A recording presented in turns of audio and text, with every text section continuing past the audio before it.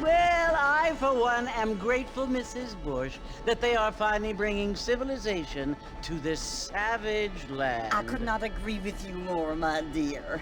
My daddy settled this land, and I know he'll be looking down on us, pleased at how we help the natives. Yes, they've lost their land, but they've gained access to heaven.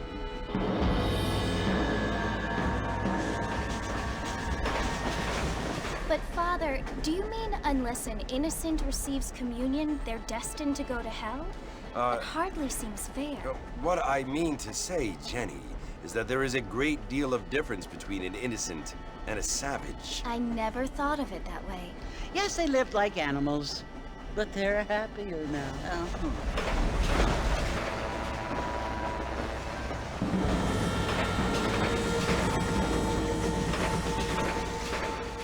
Not only do people now have motor cars, Father, but I heard that pretty soon we will be able to fly. No, only angels can fly, Jenny. No, apparently people can fly. Didn't you hear? Out in Kansas, a man even got a car to fly. I hardly think so, Jenny.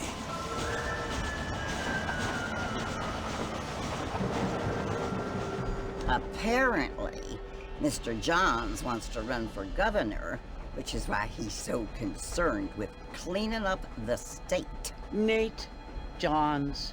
Yes. His family is nothing but hillbilly trash that came here after the war. I don't want to be judgmental, but this state should not be ruled by such a disgusting family. A family without class.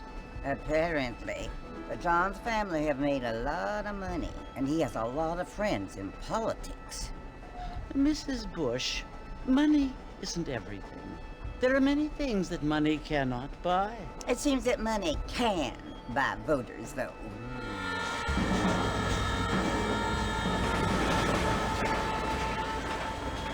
What you must remember, my dear, is that we have been brought here to spread the word. And the word and civilization, they are the same thing. They are the gifts. It is the opportunity we have, the chance to live among people who are decent and who do not kill each other, and who let you worship in peace. It's so confusing, Father. Sometimes I find it impossible to make the distinction between a loving act and a hateful one. I mean, they often seem to be the same thing. Yes, Jenny, it is confusing. But you only have to ask me if you need help. Indeed. Well, here we are, Mrs. Bush. Armadillo.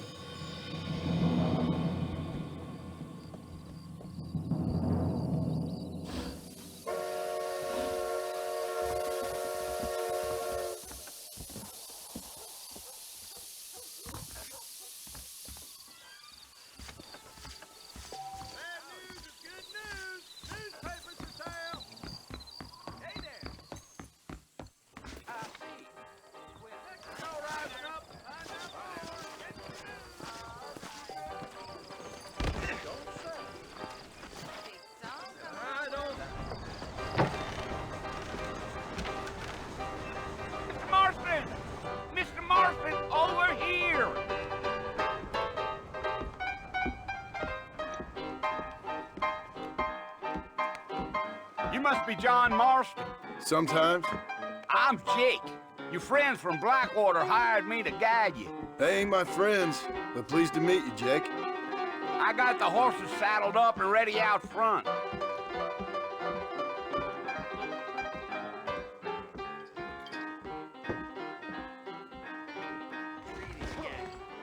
We had a lot of business at the district.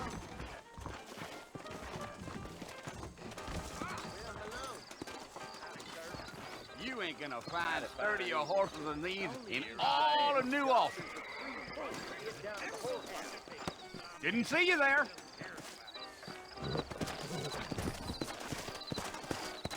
I ordered some fancy things from Spalding, but they darn well never arrived. Take it easy until we're out of town. Ain't no point in causing a ruckus. Now back up, Mr. Marston. The sooner we get to the fort, the better. Come on!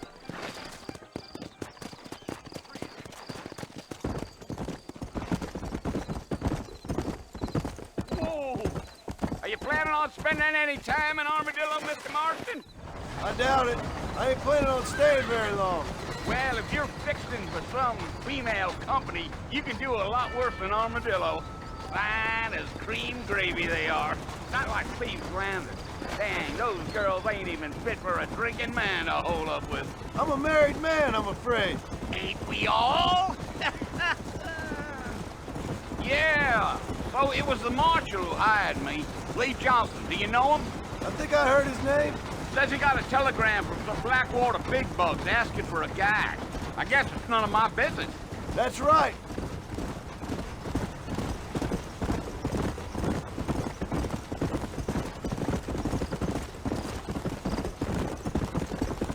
You ain't very talkative, are you? Nope. I'm just chewing the dog, mister. It's how I am. I don't mean nothing by it. Trust me. There's things you're better off not knowing. Yeah.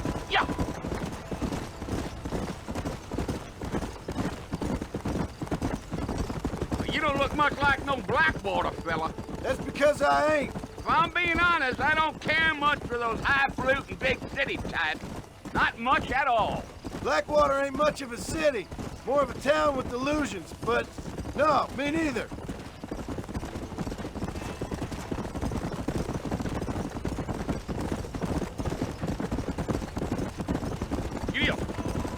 A fella told me he was out in Blackwater a few months back and saw one of them newfangled carriages without horses.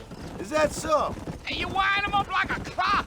Damnedest thing ye ever saw without the aid of liquor, he told me. Times are changing fast. That's for sure.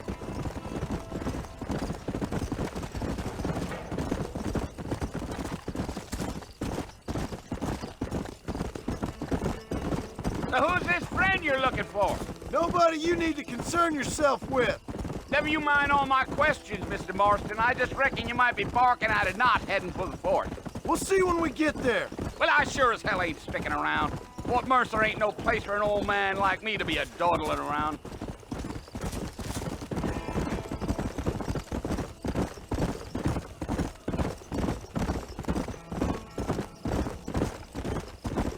Damn coyotes! What a waste of good meat. Not far now. You'll see the fort when you get to the top of this hill.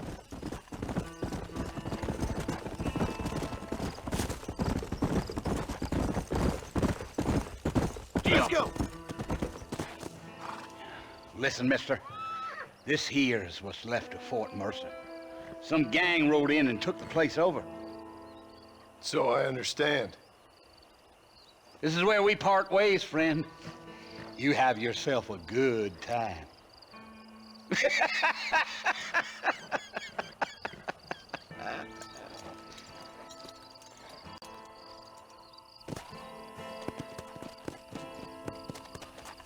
Let's go.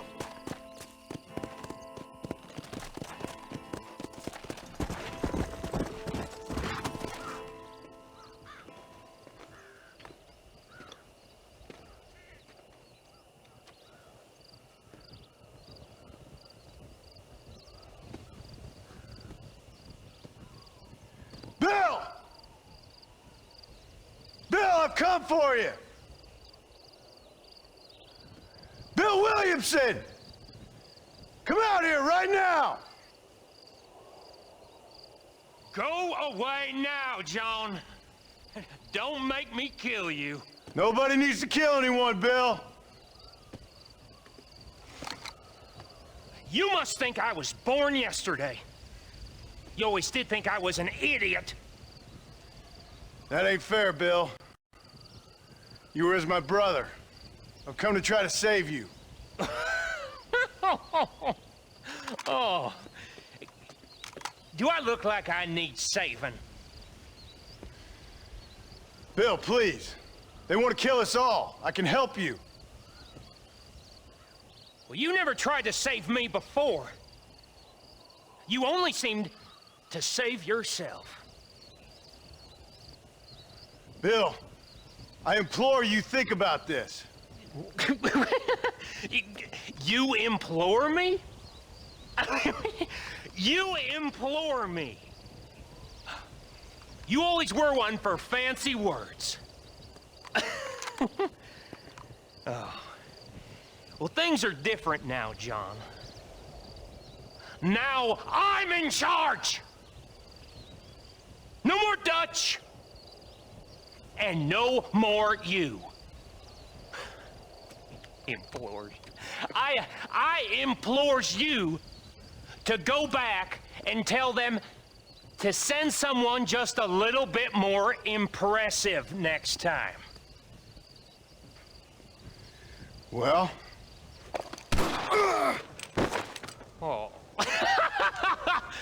Poor John.